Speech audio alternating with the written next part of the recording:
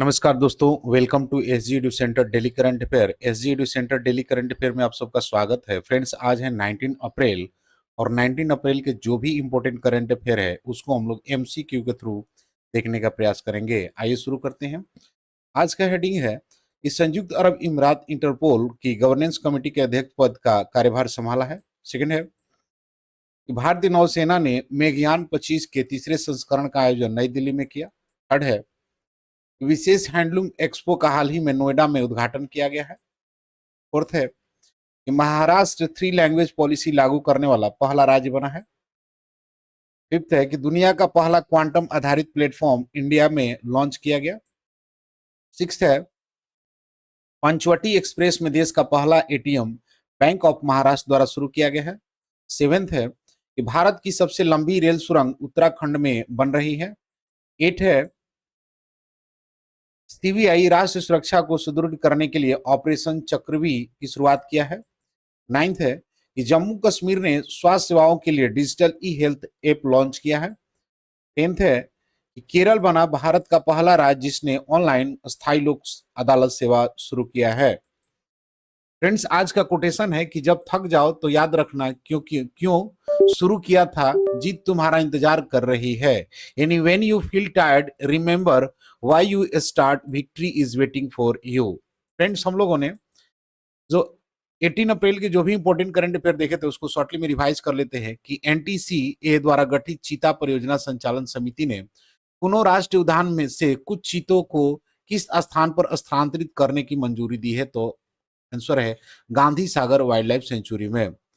Third है कि Virat T20 cricket में अर्धशतक लगाने वाले पहले भारतीय खिलाड़ी कौन बने हैं? विराट कोहली। भारत के अगले मुख्य न्यायाधीश कौन बनेंगे? BR गवई। नीति आयोग द्वारा जारी रिपोर्ट के अनुसार 2023 में भारत का दुनिया में वाहन उत्पादन में कौन सा स्थान रहा? चौथा।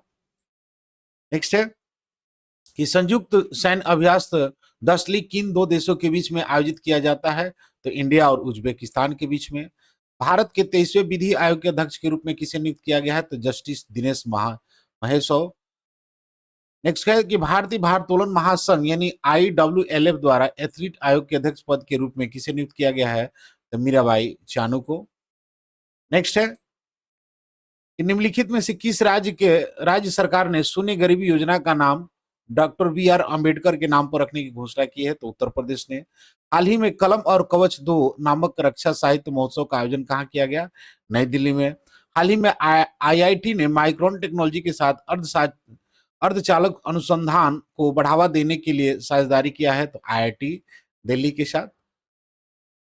फ्रेंड्स, आज का पहला क्वेश्चन है कि हाल ही में इंटरपोल की गवर्नेंस समिति के अध्यक्ष पद का कार्यभार किसने संभाला है? यानी who has recently taken over the chairmanship of Interpol governance committee? Option A France, option B United Arab Emirates, option C Japan और ऑप्शन डी ऑस्ट्रेलिया। तो इसका सही आंसर है फ्रेंड्स कि यूनाइटेड अरब इमारात यानी UAE इंटरपोल की governance समिति के अध्यक्ष पद का कार्यभार संभाला है।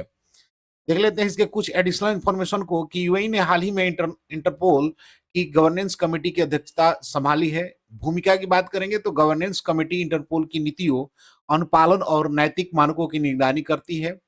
नियुक्ति की बात करें तो यह नियुक्ति वैश्विक पुलिसिंग और सुरक्षा सहयोग में संयुक्त अरब इमारात के बढ़ते प्रभाव को दर्शाता है। समय समय पर ये जो है इसमें आपको देश बदलते रहते हैं इसकी गवर्नेंस कमेटी की अध्यक्षता के लिए। नेक्स्ट क्वेश्चन है कि भारत नौसेना ने हाल ही में मेघयान 25 के तीसरे संस्करण का मेजबानी कहाँ की? यानी where did India navy recently host the third editions of मेघयान 25? Option A Mumbai, option B new Delhi, option C Guwahati और option D none of this. तो इसका सही आंसर है फ्रेंड्स कि नई दिल्ली में आपको मेघयान 25 का तीसरे संस्करण का आयोजन किया गया है। विषय की बात करेंगे तो जलवायु कार्रवाई की अग्रिम पंक्ति में WUMO 2024 है। विशेषज्ञों ने नौसेना पर मौसम के प्रभाव पर चर्चा की है। मौसम पूर्वानुमान के लिए स्वदेशी इंद्र ऐप का लॉन्च भी किया गया है। नेक्स्ट क्वेश्चन है कि हाल ही में हैंडलूम एक्सपो कहाँ शुरू किया गया, यानी where has the special handloom expo been launch recently. Option A Mumbai, option B Bengaluru, option C Noida और option D none of this. तो इसका सही आंसर है फ्रेंड्स कि नोएडा में हैंडलूम स्पेशल हैंडलूम एक्सपो की शुरुआत की गई है। देख लेते हैं इसके कुछ एडिशनल इन्फॉर्मेशन को कि विशेष हैंडलूम एक्सपो का आयोजन वस्त्र मंत्रालय के तहत एनएचडीसी ने नोएडा में किया है। 13 राज्यों के बुनकर भाग ले रहे हैं। 25 स्टॉलों पर इसका उत्पादन प्रदर्शित किया जाएगा। प्रदर्शनी में sari, dress material, stall and दुपट्टे शामिल है। नेक्स्ट क्वेश्चन है हाल ही में कौन सा राज्य थ्री लैंग्वेज यानी त्रिभाषी नीति लागू करने वाला पहला राज्य बना है, यानी we state has recently become the first to implement three language policy. Option A Orissa, option B Haryana, option C Maharashtra और option D none of this. तो इसका सही आंसर फ्रेंड्स की महाराष्ट्र जो है वो थ्री लैंग्वेज नीति लागू करने वाला पहला राज्य बन गया है। देख लेते हैं इसके कुछ एडिशनल इन्फॉर्मेशन को कि महाराष्ट्र का गठन फ्रेंड्स 1 नवंबर 1966 में हुआ है।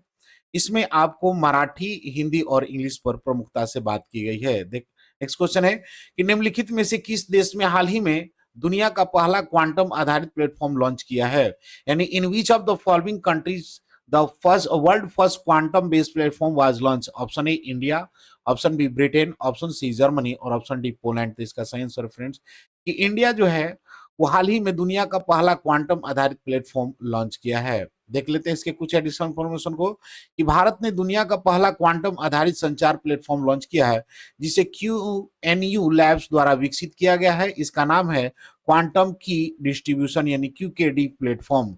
यह महत्वपूर्ण उपलब्धि क्वांटम यांत्रिक के सिद्धांतों का उपयोग करके हैक न होने वाले संचार संभव बनाती है। यह नवाचार भारत सरकार के क्वांटम प्रौद्योगिकियों और अनुप्रयोग पर राष्ट्रीय मिशन के अनुरूप है। नेक्स्ट क्वेश्चन है कि हाल ही में पंचवटी एक्सप्रेस में देश का पहला एटीएम किसने शुरू किया है, यानी which has recently started the country first ATM in Panchvati express. Option A Canara bank, option B Punjab national bank, option C bank of Maharashtra और option D bank of Baroda. तो इसका सही आंसर फ्रेंड्स की बैंक ऑफ महाराष्ट्र ने पंचवटी एक्सप्रेस में देश का पहला एटीएम शुरू किया है। देख लेते हैं इसके कुछ एडिशनल इन्फॉर्मेशन को। बैंक ऑफ महाराष्ट्र ने भारतीय रेलवे के भुसावल मंडल के सहयोग से मुंबई मानमाड़ पंचवटी एक्सप्रेस में देश का पहला ऑन बोर्ड एटीएम स्थापित किया है। यह एटीएम एक वातानुकूलित कोच में लगाया गया है जो पहले एक अस्थायी पेटी के रूप में उपयोग किया जाता है। यह ट्रेन के 22 डब्बों को जोड़ने वाली इंटरलिंक वेस्ट्यूल्स के माध्यम से सभी यात्रियों के लिए सुलभ है।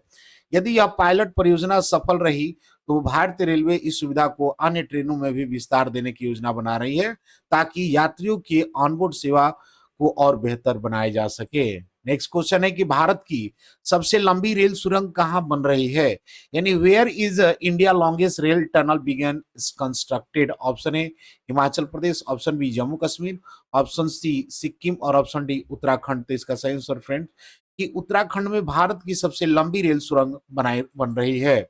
देख लेते हैं इसके कुछ एडिशनल इंफॉर्मेशन को कि ऋषिकेश कर्णप्रयाग रेल लाइन भारत की सबसे लंबी रेल सुरंग जिसे टनल 8T T8 के नाम से जाना जाता है, वर्तमान में उत्तराखंड में निर्माणाधीन है। यह सुरंग लगभग 14.558 किलोमीटर लंबी है जो कि जम्मू कश्मीर में मौजूदा जो पीर पंजाल है उसकी लंबाई 11.2 किलोमीटर से भी लंबी है। यह सुरंग ऋषिकेश कर्णप्रयाग रेल परियोजना का हिस्सा है जिसका उद्देश्य गढ़वाल क्षेत्र में संपर्क को बेहतर बनाना और 4 धाम तीर्थ स्थल की यात्राओं को सुगम बनाना है।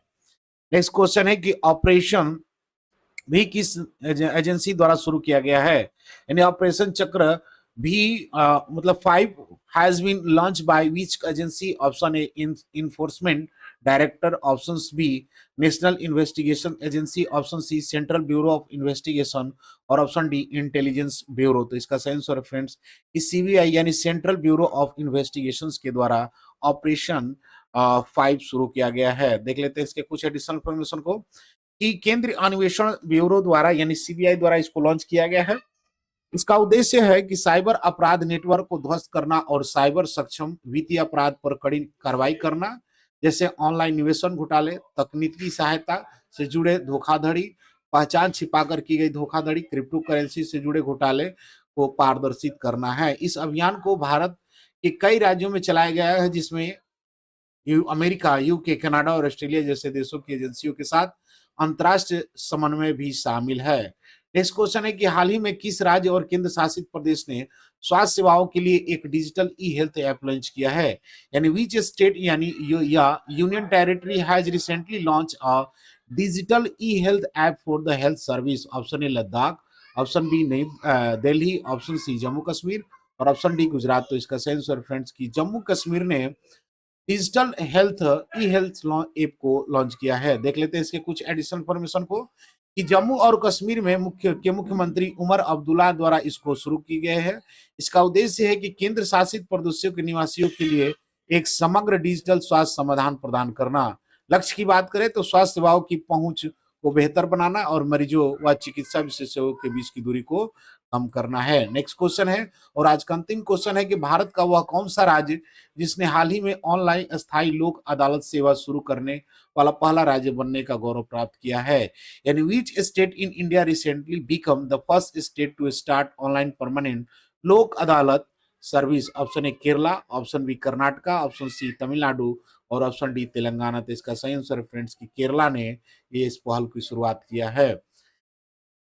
देख लेते हैं इसके कुछ एडिशनल इन्फॉर्मेशन को कि अग्रणी पहल है ये। केरला भारत का पहला राज्य बन गया है जिसने अस्थायी लोक अदालत के लिए ऑनलाइन फाइलिंग और सुनवाई की सुविधा शुरू की है। प्रारंभ किया गया केरल राज्य विधिक सेवा प्राधिकरण यानी KELSA द्वारा इस प्रणाली को 11 अप्रैल 2025 को कोची में एक आधिकारिक रूप से लॉन्च किया गया है। उद्देश्य है तकनीक का उपयोग करके न्याय तक के पहुंच को बेहतर बनाना और विशेष रूप से हाशिए पर मौजूद समुदाय के लिए कानूनी सेवाओं को अधिक सुलभ बनाना है। फ्रेंड्स लास्ट वीडियो क्वेश्चन था कि हाल ही में किस IIT ने माइक्रोन टेक्नोलॉजी के साथ अर्धचालक अनुसंधान को बढ़ावा देने के लिए साझेदारी किया है? तो ऑप्शन बी IIT दिल्ली के द्वारा। आज का क्वेश्चन है कि ऑपरेशन 5 किस एजेंसी द्वारा शुरू किया गया है? ऑप्शन ए प्रवर्तन निदेशालय द्वारा, ऑप्शन बी राष्ट्रीय जांच एजेंसी, ऑप्शन सी केंद्रीय अन्वेषण ब्यूरो यानी CBI और option D intelligence bureau. Friends इसका आंसर कमेंट बॉक्स में जरूर दें। मिलते हैं अगले वीडियो में, तब तक के लिए जय हिंद।